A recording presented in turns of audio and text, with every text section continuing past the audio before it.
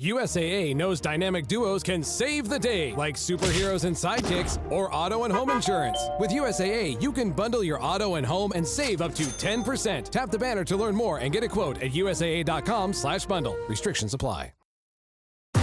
Baseball is back, and the first pitch is on Netflix. The New York Yankees, led by seven-time All-Star Aaron Judge, head to the San Francisco Bay to take on Rafael Devers' San Francisco Giants. This season kicks off with one exclusive opening night game. Watch MLB Opening Night, the New York Yankees versus the San Francisco Giants, live on Netflix. Wednesday, March 25th at 8 p.m. Eastern, 5 p.m. Pacific.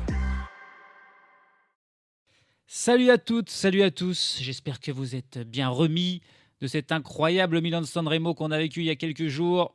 La tête un petit peu reposée, on repart aujourd'hui pour une très belle course par étapes, le Tour de Catalogne, avec sincèrement une start list qui n'a rien à envier à celle d'un grand tour, parce qu'il y a vraiment du beau monde du point de vue des grimpeurs, des leaders, des coureurs de classement général, avec Jonas Vingegaard pour la Visma Lease Bike qui sera le favori. Il a une belle équipe avec lui, avec Sepp Kuss, Piganzoli, Armirail pour l'épauler. Mais il aura beaucoup d'adversaires, beaucoup plus que sur Paris-Nice qu'il avait remporté facilement. Là, face à lui, il aura enfin Joao Almeida de la Team Emirates, qui lui sera épaulé par Jevine ou par Brandon McNulty. Remco Evenepoel et Florian Lipovic seront là pour la Red Bull Bora Hansgrohe, avec en plus un Jay Hindley ou un Mattia Cataneo pour les aider. On a aussi un super trio du côté de la Lidl Trek, avec Matthias Kielmose, Derek G. West et Giulio Ciccone. On a Mikel Landa pour la Soudal Quick-Step, on a Félix Gall et Mathieu Recitello pour la Decathlon, on a Oscar Only pour l'Ineos, Lenny Martinez pour la Bahrain Victorious, Richard Carapace pour l'IF, Henrik Mas et Tian Wijdebrooks pour la Movistar, Ben O'Connor pour la Jayco Alula, le duo Guillaume Martin, David Gaudu pour la Groupama FDJ, et puis on a aussi Thomas Pidcock pour la Pinarello Q36.5 qui est là après son formidable Milan-San Remo. On espère qu'il aura encore des forces. Bref, du beau monde, vraiment du beau monde pour ce Tour de Catalogne, la 105e édition. Et si autant de bons coureurs sont venus, c'est parce que le Tour est très montagneux. Il y a 3 étapes de pure montagne avec une arrivée au sommet après une longue ascension. Et puis on a 4 étapes, plus pour puncher, des étapes un peu vallonnées, un final parfois aussi en léger faux plat. Autrement dit, il n'y a quasiment aucune étape pour sprinter. Et du coup, si on a une belle start list du point de vue des coureurs de classement général, du point de vue des sprinters, c'est beaucoup plus tranquille. Il n'y a aucun vrai sprinter tout simplement qui est là. On a Ethan Vernon et Jake Stewart pour la NSN. On a bien sûr des coureurs pour l'Alpecin Première Tech qui n'ont jamais de grimpeurs, qui ont quelques sprinters parmi eux comme Bussato, comme Ulig ou Glivar. On a Dorian Godon pour l'Ineos Grenadier. On a Sam Bennett, le vieux Sam Bennett qui est là pour la Pinarello Q36.5. Magnus Cort pour l'Uno-X. Matej Govekar pour la Bahrain Victorious. Alberto Dainese pour la Soudal Quick-Step. Voici quelques-uns des sprinters entre guillemets, c'est vraiment tous des sprinters punchers qui seront là, qui se disputeront, eux, les victoires d'étape. Et ce, dès aujourd'hui, dès la première étape, puisque les 3 premières étapes sont des étapes pour punchers. Ensuite, on aura les 3 étapes pour grimpeurs à la suite et les arrivées au sommet. Et puis la traditionnelle étape de Barcelone pour terminer, qui là aussi sera de nouveau pour punchers. Aujourd'hui, 172 km, un départ immédiatement en montée avec les premiers points de la montagne qui seront distribués au bout de seulement 7 km. Avec la montée de Romagna, 3 km à 4,6%.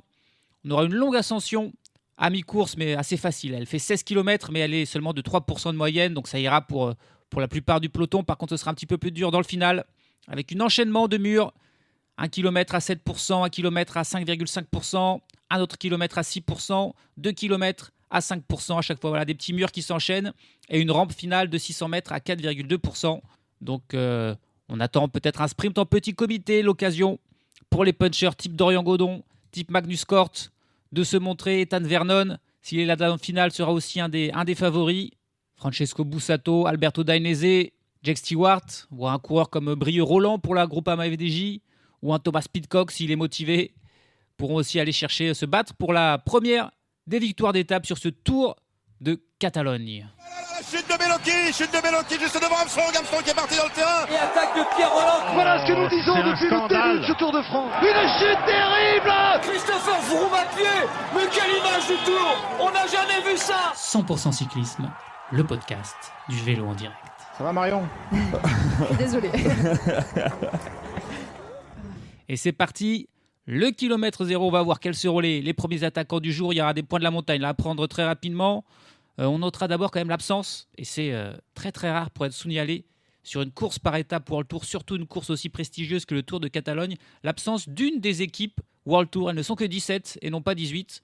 Et c'est la Picnic Postenel, cette très faible Picnic Postenel, qui là carrément n'a pu amener personne. Elle fait l'impasse sur le Tour de Catalogne. Ça n'augure vraiment rien de bon pour cette équipe, qui est la seule équipe World Tour à ne toujours pas avoir remporté la moindre course cette année.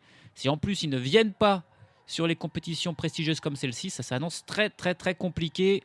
La Tudor a aussi refusé l'invitation et ne sera donc pas présent. On a 6 équipes invitées avec la Pinarello, Q36.5. Évidemment, on a aussi les équipes espagnoles de la Carrera Rural, de la Campfarna, de l'Euskaltel Euskadi et de la Burgos Bourpelet. En plus de la Modern Adventure Pro Cycling.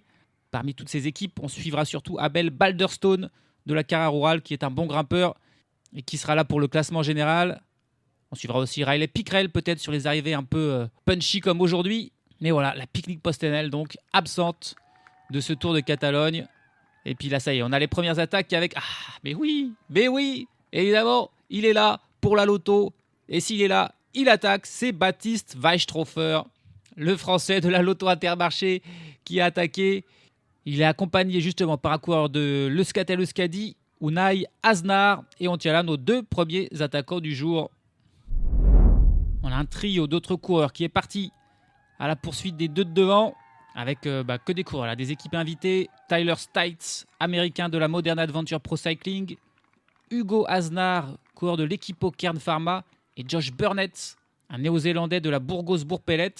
Et là, Hugo Aznar, c'est le frère de Unai Aznar qui, lui, est devant, en compagnie de Baptiste Weisstroffer. On a les 2 frères Aznar qui courent tous les 2 pour des équipes espagnoles différentes, mais qui là, ils ont envie d'être dans l'échappée devant, et ça va probablement revenir. Devant d'ailleurs, Unai Aznar, il est en train d'être distancé par Baptiste Weisstroffer. On est dans cette ascension, la première de la journée, à environ 5% de moyenne. Et là, Aznar, il ne peut pas suivre le rythme de Weisstroffer déchaîné, et qui du coup devrait passer en tête au sommet de sa difficulté, prendre les 3 premiers points au classement de la montagne.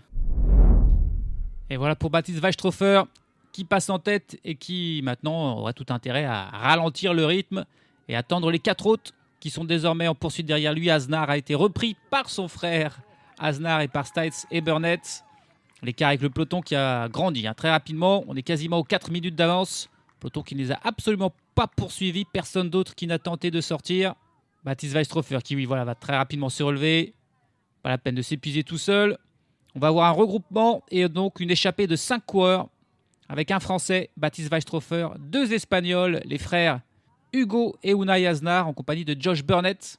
Le Néo-Zélandais, c'est lui, Josh Burnett, qui passe en 2e position au sommet de cette montée de Romagna et qui prend 2 points devant Tyler Stites, l'Américain de la Modern Adventure, qui lui prend 1 point, les 2 frères Aznar derrière.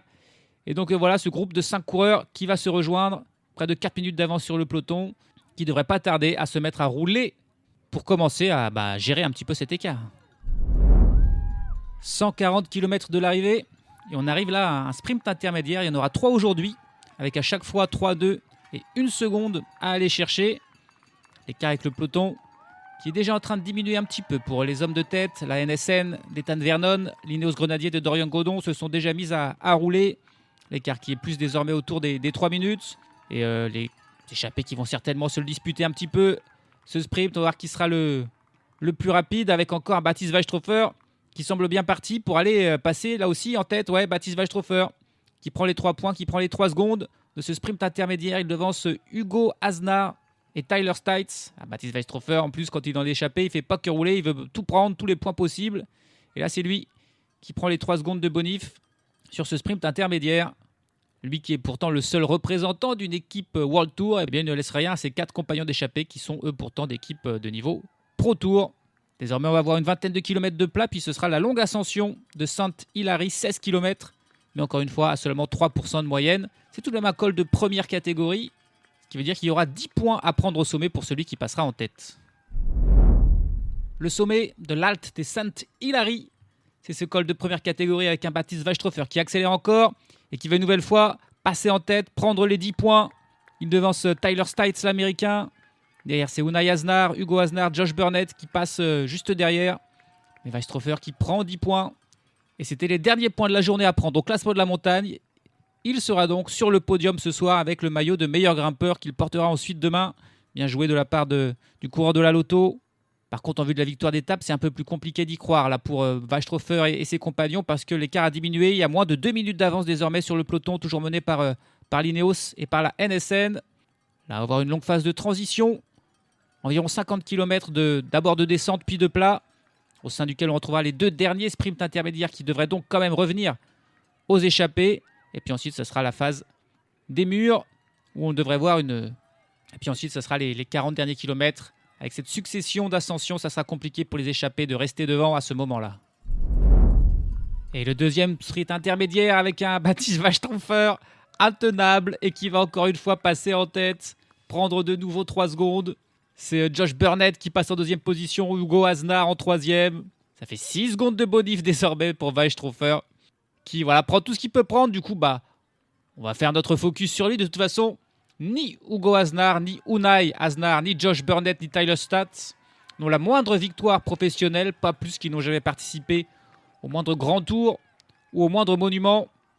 Ce sont des jeunes coureurs, 22 et 23 ans pour les frères Aznar, 25 ans pour Burnett, 28 ans pour Tyler Stats. Non, ils ne sont pas si jeunes que ça en fait, mais ce sont des coureurs de division inférieure que l'on voit très rarement sur des courses World Tour. Ils sont très contents d'être à l'avant, mais ils sont en dessous de Baptiste Weisstroffer. Ils ne peuvent pas lutter avec lui sur les choses qu'il allait chercher, à savoir les points, aussi bien de la montagne que les secondes des sprints intermédiaires.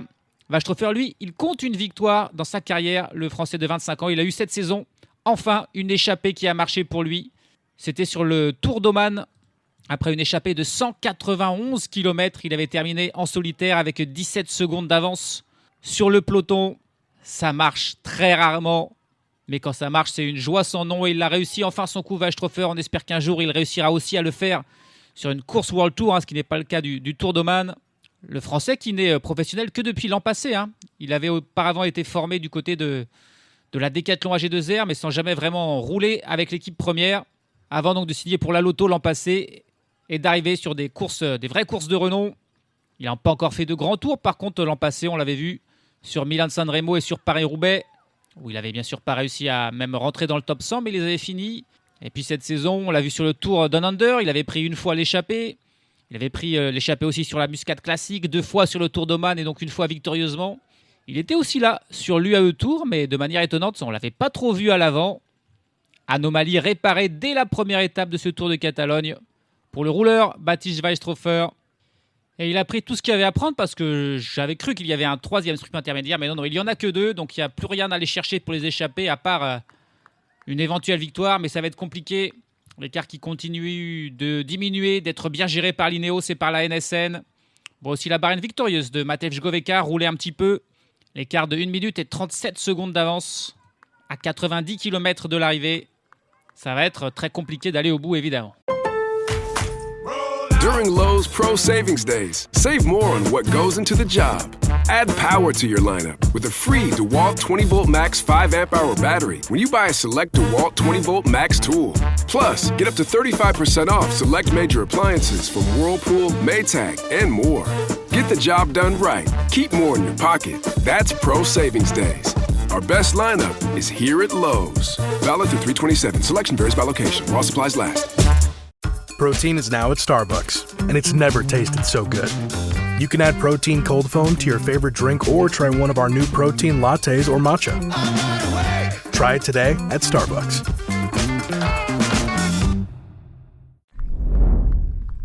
Du bon travail fait par les 5 hommes à l'avant, qui travaillent très très bien ensemble, 5 coureurs de 5 équipes différentes.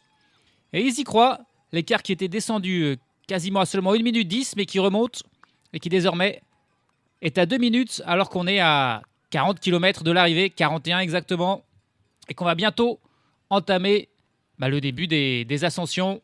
La première difficulté, ce sera la plus pentue, 1 km 400 à 6,9% de moyenne. Elle aura lieu dans moins de 10 km. Et après ça ne fera que descendre, puis monter, descendre, monter, jusqu'à l'arrivée. Le peloton qui, pour l'instant, continue simplement de gérer, qui ne donne pas tout, toujours mené par l'Ineos et par la NSN. Mais ça devrait accélérer très fortement dès qu'on attaquera les premiers pourcentages. Et d'un seul coup, la tête du peloton qui change complètement d'équipe avec la Red Bull Bora Hansgrohe qui prend les choses en main, essentiellement pour placer ses leaders. Evenepoel et Lipovic, on voit la Lidl Trek aussi bien placée. Et ça roule très fort. On est à 30 km de l'arrivée et l'écart qui n'est plus que d'1 minute d'avance pour les 5 hommes de tête. Suite à ce gros effort, ce gros rythme mis par la Red Bull Bora Hansgrohe qui prend vraiment les choses en main là. La Bahrain Victorious qui a été bien placée tout au long de la course ou encore la Visma Isobike sont aussi dans les avant-postes de ce peloton. L'écart qui n'est plus que d'une vingtaine de secondes et les échappés qui lâchent un par un. Et là, c'est les deux frères Asnar qui ont lâché. Einhard puis Hugo. Il ne reste plus que Weistrofer avec Burnett et Stites. Ouais, mais c'est dur là pour Stites qui est lui aussi en train d'être distancé. Le dernier résistant, est-ce que ce sera aussi Baptiste Weistrofer aujourd'hui? Il n'a plus que Josh Burnett avec lui. Le peloton qui continue son rythme terrible. On a la Lidl Trek, la Bahrain qui roule très fort. Jonas Vingegaard, il est directement là en deuxième position du peloton. Il a un équipier pour le protéger. On est désormais à 21 km de l'arrivée. Peloton qui est toujours conséquent. Il y a probablement quelques lâchés, mais la plupart des coureurs sont encore là. Le rythme est rapide, mais tout le monde peut encore plus ou moins suivre. Mais il y aura peut-être des attaques dans le final. Et ça sera finalement Josh Burnett, le dernier homme, le dernier représentant de l'échappée à 14 km de l'arrivée. Il s'est débarrassé finalement de Baptiste Weistrofer. Il vient d'être repris par le peloton où il a moins de 10 secondes d'avance. Sur un peloton qui est désormais mené par la Team Emirates. On les avait encore pas trop vus, mais là, dans ce final, ce sont eux qui prennent les choses en main, l'équipe de Joao Almeida. Encore une fois, c'est pas forcément pour aller chercher la victoire aujourd'hui, mais bien pour placer tranquillement les leaders, éviter tout problème, toute chute, toute cassure. Le peloton qui perd petit à petit des unités, mais il y a bien encore une centaine de coureurs dans celui-ci. Et donc encore beaucoup de candidats potentiels à la victoire dans ce final ouvert. On a encore 2-3 murs à passer, dont le plus long qui fait 1 km 700 à 5%. Et puis il y a ensuite une belle descente qui amènera au dernier kilomètre et l'arrivée en faux plat montant. L'an passé, je ne sais pas si vous vous rappelez, on avait un final identique. Tibor Del Grosso s'était échappé dans la descente et il avait pris de l'avance sur le peloton. On pensait qu'il allait s'imposer. Il avait encore 50 mètres d'avance à 100 mètres de l'arrivée, mais il s'était effondré. Et Mathieu Brennan l'avait finalement dépassé dans le final. On verra si on a un scénario aussi faux aujourd'hui. 11 km 200 de l'arrivée et c'est fini pour l'échappée. Josh Burnett est repris à son tour. C'est la Team Emirates toujours qui mène le peloton et ce seront donc eux qui auront fini le travail pour reprendre ces échappées. Pour l'instant, le rythme est tellement rapide que ça va être impossible de mettre des attaques. On va voir comment tout ça va se dérouler, mais il est possible qu'on ait un sprint au sein d'un groupe assez imposant à l'arrivée aujourd'hui. Ça ne sera pas pour Ethan Vernon aujourd'hui qui a été lâché. Il n'insiste pas. Il y a peut-être Jake Stewart ou encore Brady Gilmore pour la NSN qui seront là. Parce que la NSN, elle a beaucoup travaillé aujourd'hui. Donc il faudrait quand même qu'ils aient au moins un coureur dans le final. Mais ce ne sera pas Vernon. Et encore plus étonnant, c'est Giulio Ciccone qui se relève. Qui décide de ne pas s'épuiser. Il n'est pas là du coup pour le classement général, Giulio Ciccone. Il ira chercher des victoires d'étape probablement. Et du coup, perdre du temps aujourd'hui, ça ne le dérange pas. Mais on a quand même un gros tempo mis aussi par la Team Emirates. Par Ivo Oliveira, désormais par Marc Soler. Qui fait que le peloton, petit à petit, perd du monde. Il y avait 100 coureurs, il n'y en a peut-être plus que 60 désormais. On est à 6 km 700 de l'arrivée. Et le rythme intense, mis là, cette fois-ci désormais uniquement par la Team Emirates, qui fait des victimes. 4 km 800 de l'arrivée. Et c'est la Bahrain Victorious là, qui d'un seul coup prend les choses en main, prend la tête du peloton à la place de la Team Emirates, avec 2 coureurs. Il semblerait que ce soit Santiago Buitrago plutôt en deuxième position, qui peut-être va tenter un moment d'attaquer. Jonas Vingegaard très vigilant, immédiatement en troisième position, derrière les coureurs de la Team Emirates qui sont là. Mais là, on prépare quelque chose. Du côté de la Bahrain, peut-être une attaque de Buitrago. Et non, pas d'attaque. Et même la Bahrain Victorious qui étonnamment arrête son travail. Et c'est Jonas Vingegaard qui du coup était en troisième position, qui se retrouve en tête du peloton. Il se retourne, il continue de rouler un petit peu. Étonnant qu'il n'ait pas d'équipier avec lui là d'ailleurs, Jonas Vingegaard. Mais c'est lui qui roule. Remco Evenepoel est immédiatement dans sa roue. On voit Henrik Mas, Dorian Godon qui est là bien placé.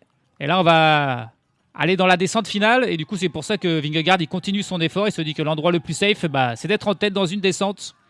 Et du coup, c'est lui qui mène le peloton. Il passe la ligne des 3 km, Jonas Vingegaard. Et là, on va aller vraiment très vite jusqu'à l'arrivée. Il y a encore du monde dans ce peloton qui est en file indienne. Ça va être très dur de regagner des places parce que ça va très vite. Mais il y a toujours 60-80 coureurs. Est-ce que Vingegaard va ensuite continuer pour le faux plat final, tenter d'accélérer, d'aller peut-être chercher la victoire d'étape? Ce serait quand même assez incroyable.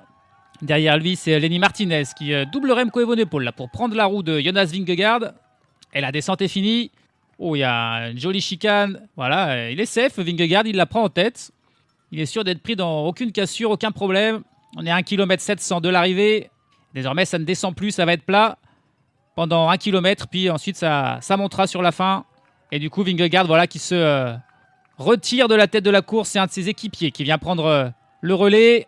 On a un coureur de l'Alpecin Première Tech directement dans sa roue. Est-ce que c'est Francesco Bussato peut-être qui est là? C'est Sepp Kuss qui a pris la tête du peloton pour assurer un tempo. C'est bel et bien Bussato qui est là, mais il a un équipier avec lui qu'il va aller lancer. Je crois bien que c'est Gad Glivar. L'Alpecin Première Tech, évidemment. C'est pas dans les étapes de montagne qu'ils auront des possibilités. Donc c'est à eux de prendre les choses en main. Remco Evenepoel, Lenny Martinez, Vingegaard qui sont toujours dans les premières positions du peloton. Allez, on a la NSN aussi qui commence à remonter. Brady Gilmore et Jake Stewart qui sont tous les deux là et qui doublent complètement le train de l'Alpecin Première Tech qui est avalé. On est à 500 mètres de la ligne. Tom Pidcock en 3e position dans la roue des 2 coureurs de la NSN. Eh ouais, mais on est loin, 400 mètres de la ligne. Et Pidcock qui du coup accélère. Il est en pleine confiance. Thomas Pidcock, il décide d'y aller.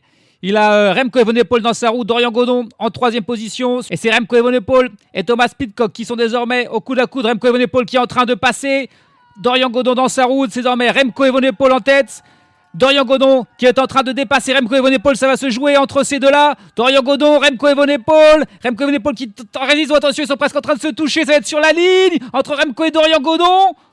Oh là là, c'est pas sûr du tout, va falloir besoin de la photo finish.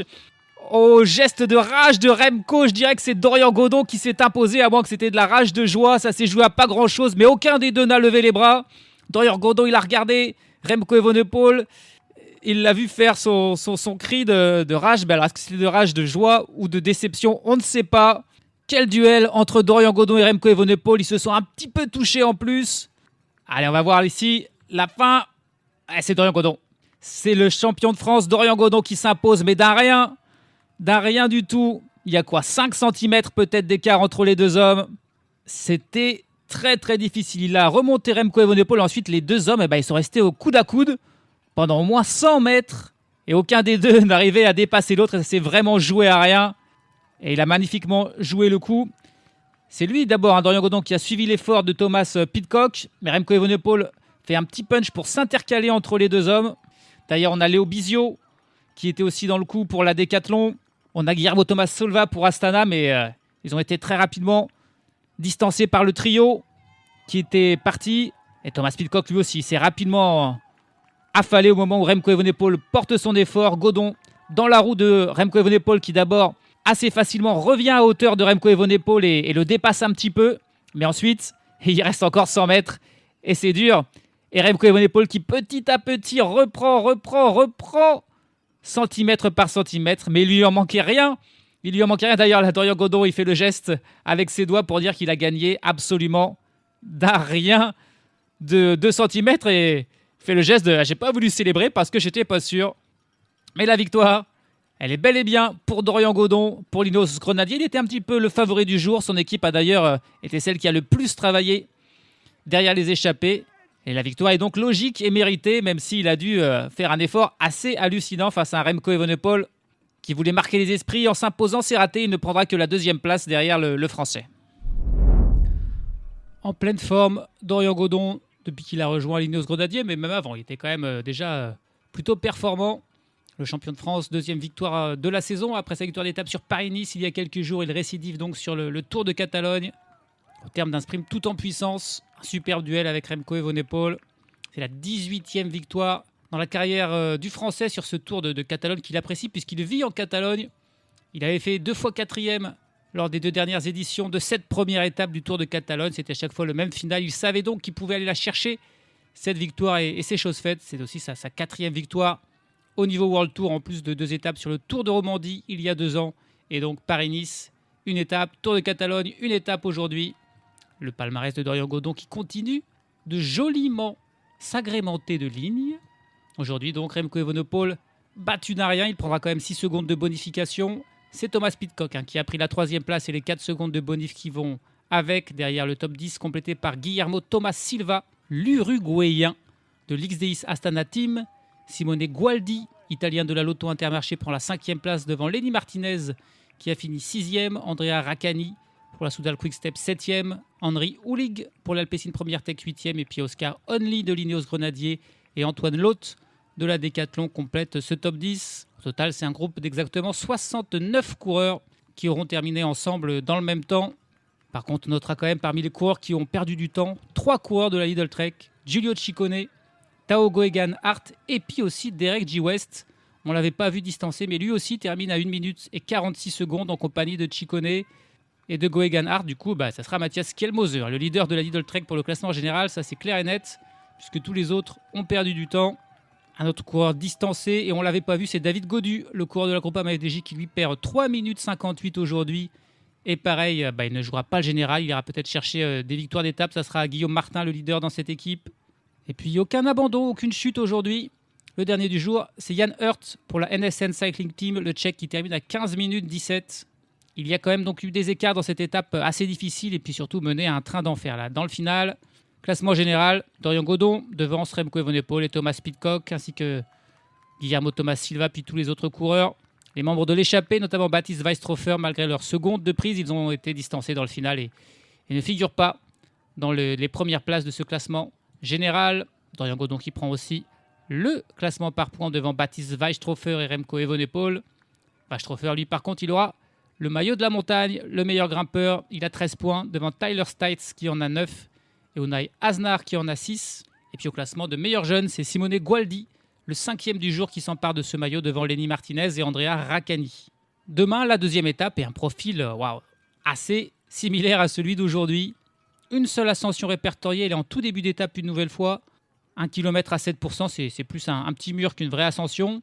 Et ça ne veut pas dire que ça sera la seule montée du jour, loin de là. Ça montera même pas mal dans le final, une ascension non répertoriée, mais qui dure bien sur 10-15 km. Mais encore une fois, ça sera que des pentes autour de 4-5%. En haut de cette longue ascension, il y aura une descente, un mur, une descente, un mur, une descente, un mur. Et puis, petit dernier kilomètre plutôt en descente. Avant, comme aujourd'hui, un mur final de 500 mètres à environ 4-5% de moyenne. Donc vraiment, les protagonistes d'aujourd'hui, Dorian Godon en tête, seront probablement encore les protagonistes de demain pour cette deuxième étape du Tour de Catalogne. Salut à tous, salut à toutes. 2 teams, 1 cup. The primetime stage is set for the TGL presented by SoFi Finals, Los Angeles Golf Club versus Tigers Jupiter Links. Keep up, it's playoffs. Tune in Monday, March 23rd, 9 p.m. Eastern on ESPN2, and Tuesday, March 24th, 7 p.m. Eastern on ESPN and on the ESPN app.